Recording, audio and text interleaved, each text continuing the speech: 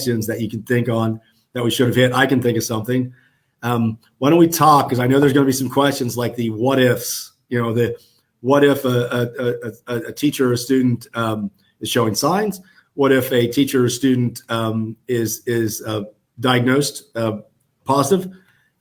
How we kind of handle those situations. So I think we may have a slide on that. We'll kind of talk our way through this, understanding that everything we're saying here fits into DHEC expectations, but may change because DHEC is constantly changing, and we're monitoring that every day.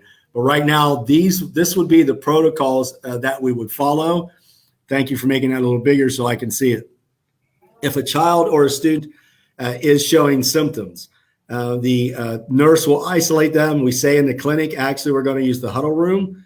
We are bringing in someone that's going to be available in our hallways. We just simply have to free up the nurse for the normal cuts and bruises or not feeling well. We'll actually have someone that'll kind of go to the room and try to take care of those situations on their own to keep our school nurse freed up. We're so fortunate to have an amazing school nurse. So if we have someone who does have a fever or coughing along those lines, they will be sent to the nurse. If they have signs, again, they'll go to the huddle room. That's where we'll make that diagnosis. If they have signs or symptoms, we will be contacting the parent to pick them up. The expectation would be that the student stays home for at least 3 days. That would be 3 days after the fever is gone or the symptoms are gone, or a negative COVID test is accepted. The goal would be, if possible, to send a device home with that student. That way, if there's a student who does have symptoms, may or may not be positive, that student will be going home with a device so they can quickly jump into mobile learning and not have this kind of hit and miss with instruction and make it as seamless as possible. So we want to make that as positive as we can.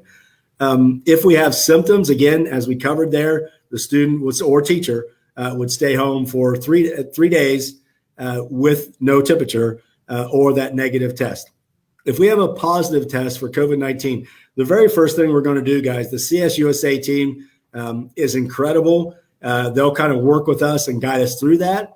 But we will also be following what DHEC expectations are. DHEC expectations are that student or that person obviously is quarantined for 14 days. They would return once that 14 days has passed and they are no longer positive and no longer showing signs, but they would have to go for that 14 days.